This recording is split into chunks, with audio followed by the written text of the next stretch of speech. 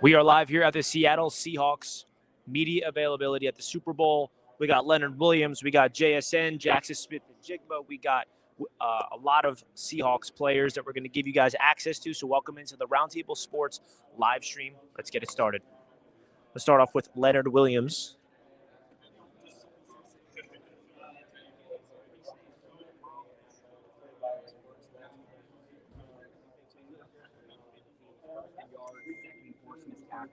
How do you guys view stopping him and how big he is for the Patriots?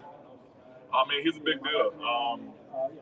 They like to establish a run game. That's something that's really old school about the Patriots, something that we respect about the Patriots. And that's something that, we kind of pride ourselves on, as well as, winning games in the trenches. And, being able to stop him, being able to gang tackle him, slow him down a little bit is going to be big for us in the trenches. I think it starts with the depth.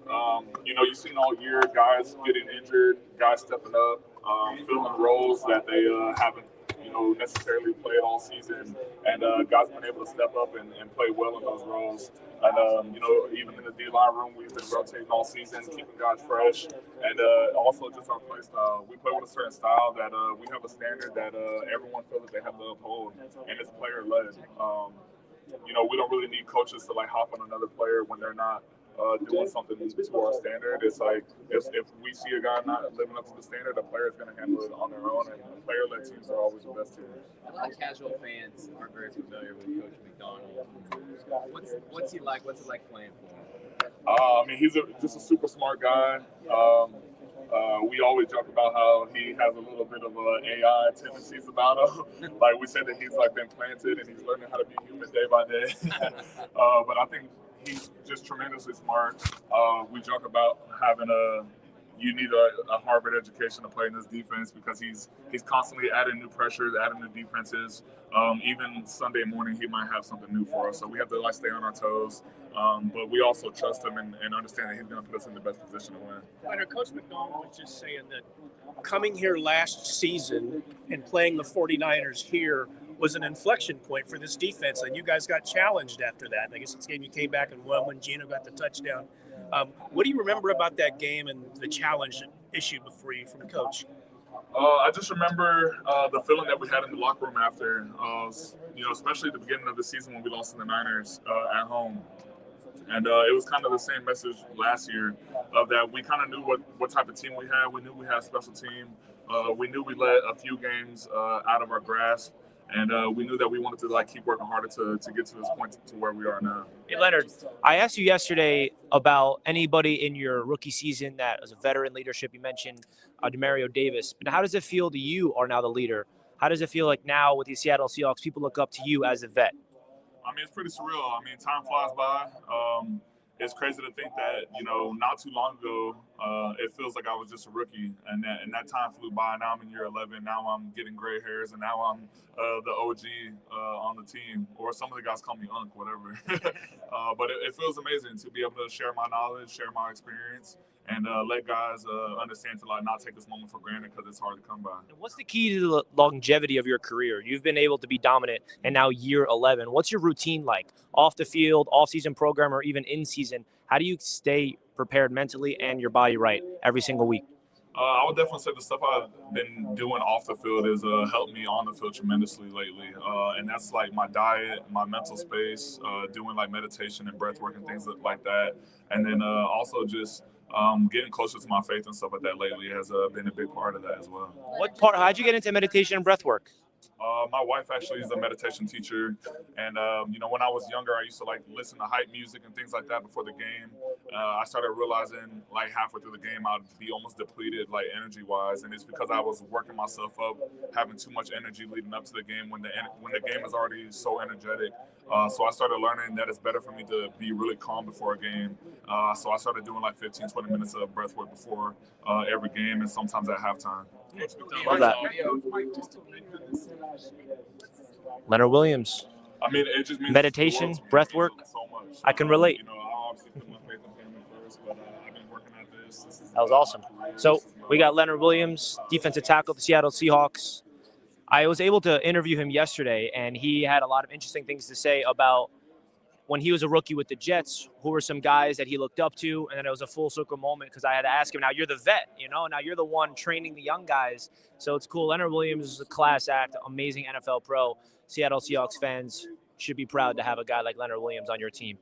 So where should we go next? I say Witherspoon.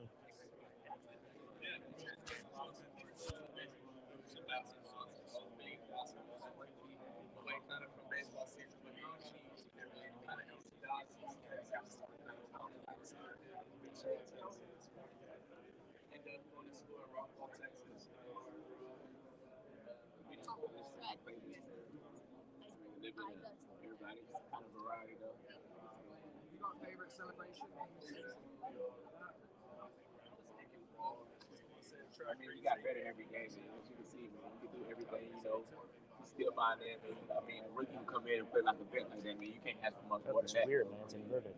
He's one of those guys too. Like, he's gonna be great in this league for a very long time. I mean, you can line them up anywhere. You can line really all of us up anywhere, to be honest, and we can get the job done. But I mean, the guy can blitz.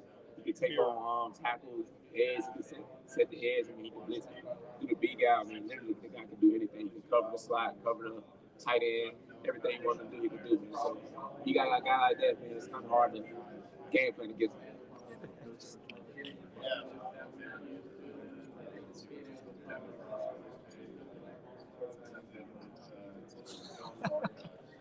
Come on, man. I mean, the way he put his foot down, the way he believed, like, okay, yeah, we are going to be who we say we are. I mean, Coach do everything from literally, he gives home every day. And we go about our business the way we do it every day. We don't change no one about it, man. I think that's what helps us as far as the consistency of how we did everything throughout the years.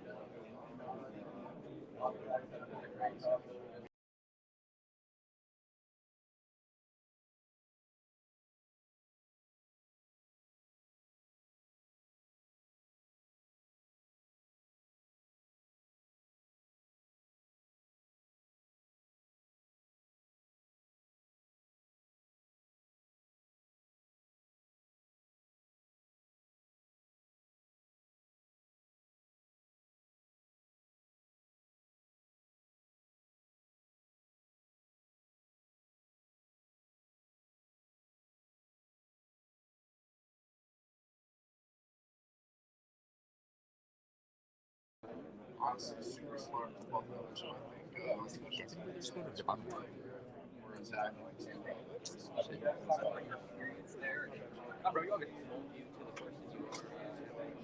Experience where in Florida or you like, I mean, it helped me grow. It helped me learn to be on my own. Go up there. It was kind of different, coming from Florida to Illinois. It's real cold up there. That was one thing that stood out for sure. But being able to grow, learn to be on my own, meet new people. I mean, it was everything to me, man. It literally changed who I am today. So, I mean, you had no choice. I mean, it's the Midwest. It get cold up there. It get very cold in the Midwest. So, I mean, you had no choice.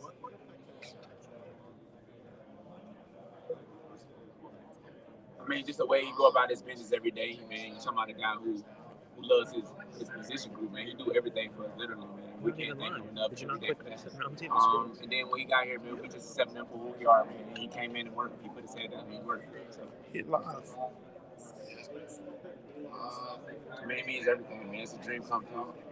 A dream come true. And I mean, like, when you look back at your childhood, you never would have thought, like, one day I wanted to play on that stage, and now that I'm here, man, like I said, it's just a dream come true.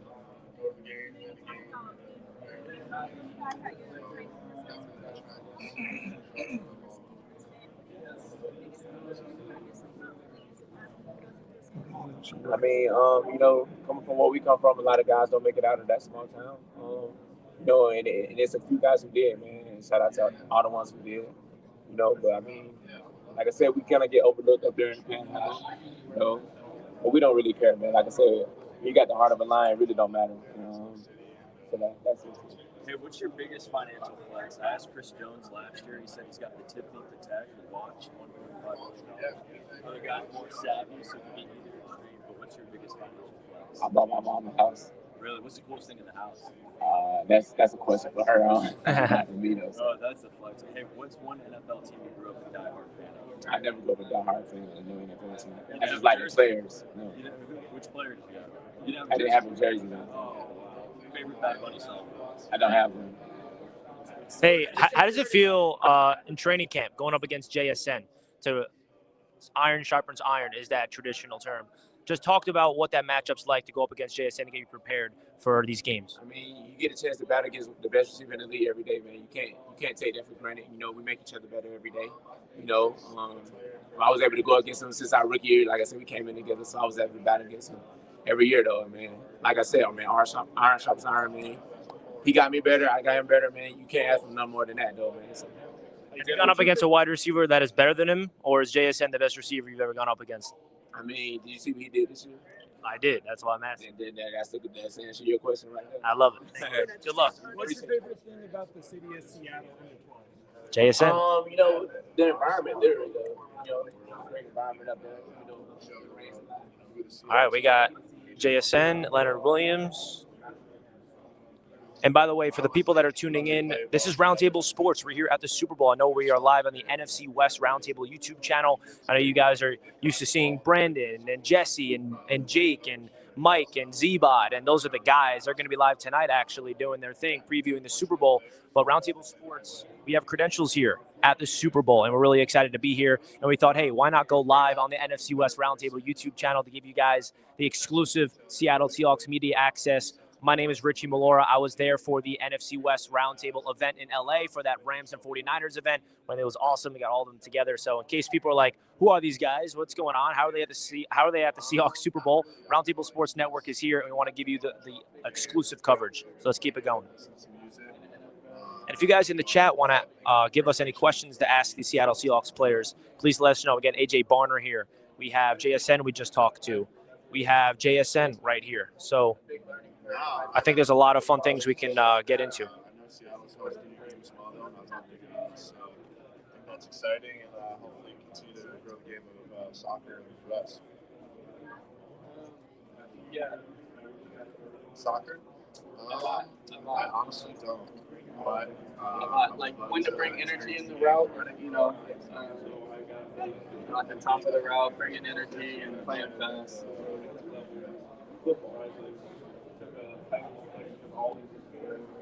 At that time, yeah, I thought it was possible.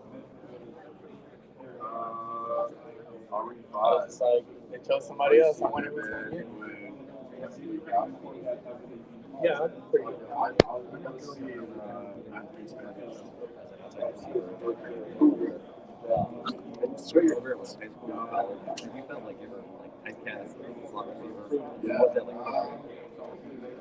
Yeah, I mean, I would see it in the media and stuff like that. It's understandable. It's understandable seeing my sophomore season. I lined up in the slot a lot, having Chris Olave and Garrett Wilson. But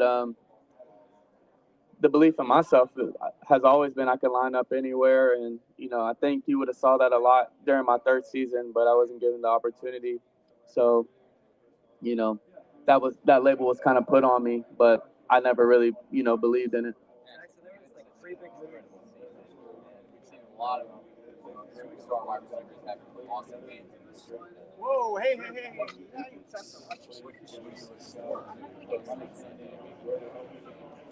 I'm just looking to let it loose, man. I'm looking forward to the ball getting hiked and me giving my full effort to do whatever I need to do to get the job done.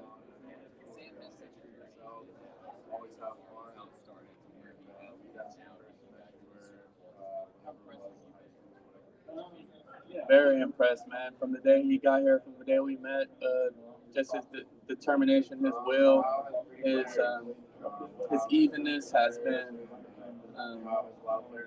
been great, you know, for myself and this team. And you know, he's the leader of our team, and we're riding with him, and you know, we believe in him. And yeah, that's about it. My favorite. Probably Larry Fitzgerald.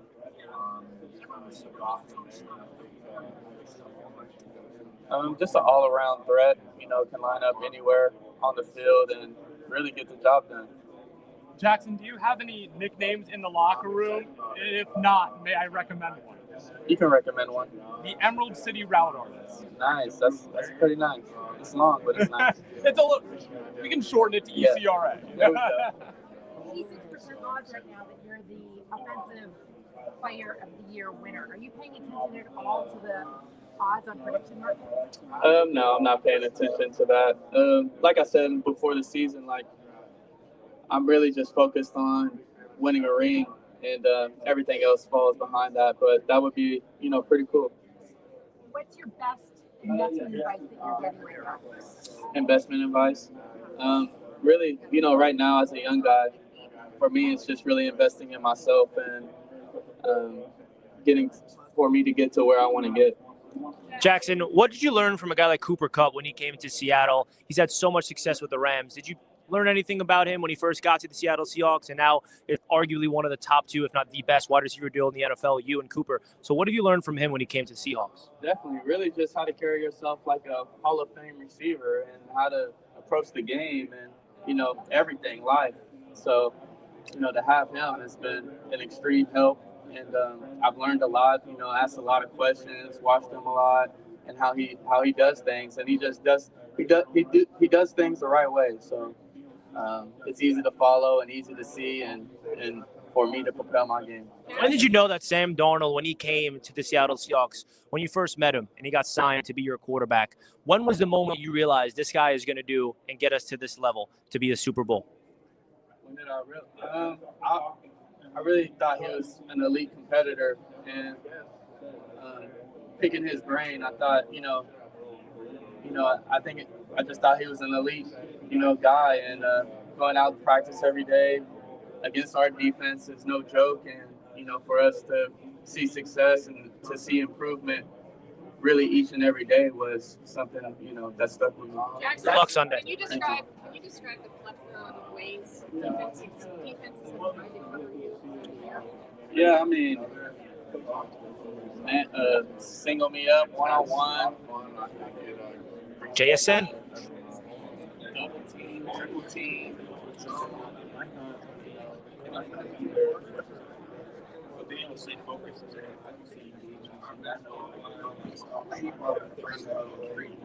All right, so we got Greg Zabel we can get. Someone asked about Zabel. I think he came in with that. Every guy bought into it, and that was great. It's a super cool experience, but all in all, it's another football game, and I think understanding that's going to be really important, and understanding to not get too high or not to get too low, and just kind of stay in the middle and be loose and focus for a football game. We don't listen to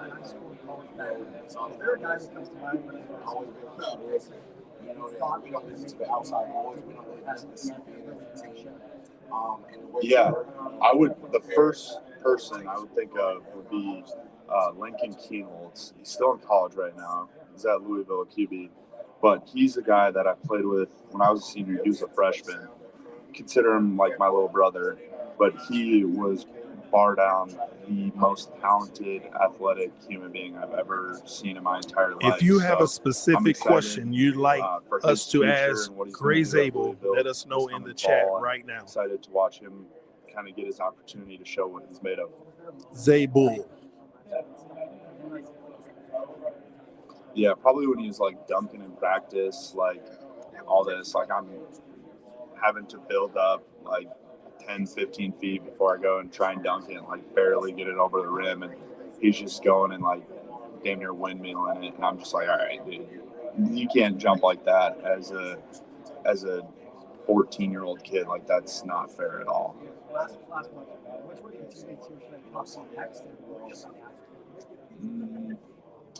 Trying to see who's all here. Go ask AJ Barner, like, what's his mentality going to be like on Sunday? We're just going to grind meat and carry water. Like that'd be a great question for AJ, as we always talk about that before every single drive. So we have a lot of fun playing together, and we're just a bunch of meatheads out there on the football field.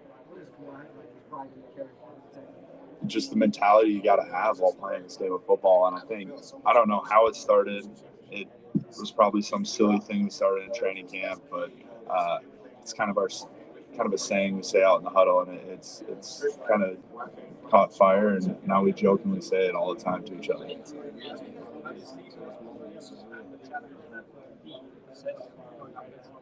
Yeah, he's an unbelievable football player. He's just a true competitor. I mean, I have my work cut out for me as he's an elite level player. So I think there's things that we're going to have to hang our hat on and understand this is what we're going to have to do to stop him, and I'm looking forward to that. You talked about the defensive linemen on the Seahawks roster that have helped you since training camp. That 3 10-year veterans in Jaron Reed, D-Law, and Leo, like what have those guys meant to the team, just overall, their leadership, their play? You can't replicate what they've done for this organization, for this team, the culture, the connectivity, the leadership that they bring to the table. It's one of one. I still remember in training camp where D-Law bumped inside to a 3-tech, and I tried this pass play. I tried throwing my hands and he just grabbed my wrist out of midair. And I was like, all right, this is going to be a long day if he stays here. But stuff like that. And then him after practice working with me, telling me what he's looking for, what he understands in my game and stuff like that. And Leo and Jay Reed and Murph have done that for me. And I think the coolest thing in this all is like they didn't owe me anything when I first showed up. And they've been so giving, and the knowledge that they've gave me and helped me understand about this game of football has been remarkable, and I'll never be able to replay those guys. But that just goes to show you what type of people they are, what type of human beings and leaders that they are, that they take a guy like me who's so green to the NFL kind of under their wing and show me the ropes. And for all 3 of those guys, is their first just to they're going to go on the journey for the first time in a decade-long careers. What does that mean? Nobody more deserving. I thought it was a cool thing.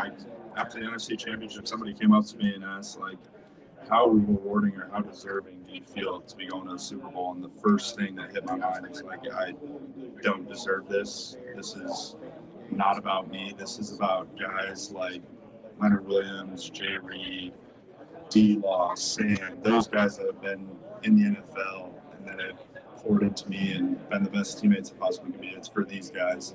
And I'm just glad to be a part of it and glad to be here to do my part to get them there, because they're the most deserving guys on our team to be able to go to a Super Bowl. And I'm excited to see them in the moment and see them kind of take in this opportunity this Sunday. Great. You play in the hardest division of football in the NFC West. You face the Rams in the NFC Championship. How did it feel division rival in the Super Bowl? Feels great to win. That's the big thing about the NFL is you don't really look into division rivals, all that stuff too much. They're just another football team and their opponent. And at the end of the day, you want to win as a competitor. You mentioned AJ a second ago. If they change the rule, he has the potential to do the last tush push in NFL history. Short yardage on Sunday. What do you think about that? And just the significance, the impact of that plays on the It's a cool deal. Yeah, I would 100% get him like a plaque or something. We're locker mates right next to each other. I'd get him like a plaque or something, like the last tush push in the NFL history, and like get a picture made up of that if that's the case. But it's so cool to see the success that AJ's having, and cool to see him kind of be that guy for the tush push, because he's one of one. Like there's nobody else on the team that is a guy like that wants to do a job like that. So it's exciting to see the success that's happening. One last thing, EJ, he's been carrying his dad with him. He had the quote of the year earlier when he was defending Sam. What can you say just about him as a leader, just vocally and emotionally, and how he galvanizes you guys? Yeah, I appreciate EJ saying that. As everybody in the locker room thought the same exact thing. So I don't know if he got fined, and if he did, I should probably help him out with that fine for saying that, because he stood up for a guy that comes in every single day and works his ass off and understands what it takes to win. And I think Sam does an unbelievable job of being the same exact guy every single day. And then a guy like EJ to have his back in a moment to where you easily maybe put the blame on somebody else. EJ took 100% the blame and owned up and stood up for Sam. I think that was the coolest thing. I think it brought our team together because it's not a me, it's a we type game. And I think that was cool to see a guy like EJ do that. And it just goes to show what type of person he is, how high character he is, and what true leader he is. I'm just fortunate that I'm in the same locker room as him. He's playing this game. Obviously, this week is a bit different with everything going on and the preparation around. Since you're a rookie, is there something the team did to prepare you, especially to answer the press or stuff, or is it something you do all season long already? I would say the guy that helps me out a lot is the guy right over there, Coop. I've asked him multiple questions about what to expect, what does the game look like, do I got to change anything, all this stuff. So having a guy like that on our team that's been through this and gone through Super Bowl, what to expect has been critical. And especially as a rookie, you don't know what you don't know. So have guys like that being able to learn from is pretty important. What was the first memory of Super Bowl you had? Gosh, I just got this question asked. I still think it was one of the coolest memories too. Is the Devin Hester kickoff return. That was pretty sweet. The camera started shaking from the stadium going crazy. So that was probably the first Super Bowl moment. Greg, Hey, Greg, can you who explain? came up with the grind meat curry?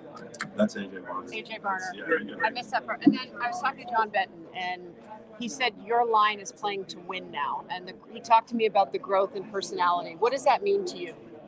Yeah, I think you said it exactly.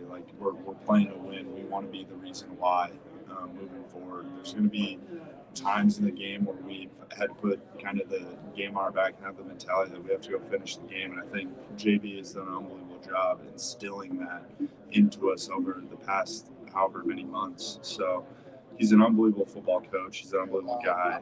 And I think he came into a room and understood what was kind of happening. And he completely changed around the mindset and mentality. And for that, it's 101.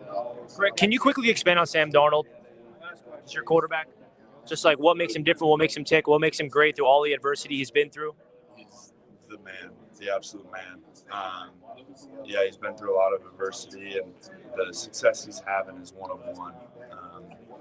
And I think it's so cool that I get to block for a guy like him, just an absolute leader, a true competitor, and just a dynamic player. And I think it's cool that he's having the success that he's having this year. Good luck Sunday, man. There you have it. Gray Zabel interview. That's Gray Zabel, rookie for the Seattle Seahawks. All right, well, they're wrapping it all up. As we leave, get Gray on his way out. This is some good stuff here. How do you feel about that, TD? I feel good, man. These guys are ready too, man. The Seahawks seem calm, cool, collective. I think they're ready to play.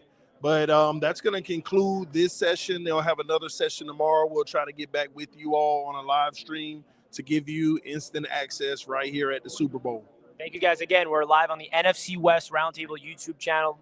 Some people watching this channel are probably like, who are these guys? Well, again, we are, the back end of Roundtable Sports Network. We're the reasons why NFC West Roundtable is a thing, and we cannot be more proud of Jake and Brandon and Jesse and AZ Sports Fan and Z-Bot and the magical show that they were able to put on every single week, which will be live tonight, by the way. So make sure you guys check that out for a Super Bowl preview. But we're here all week long as media credentials with Roundtable Sports, and we're really excited. So make sure you guys hit that thumbs up button. We'll be live again tomorrow for more Seattle Seahawks access. Hit that like button.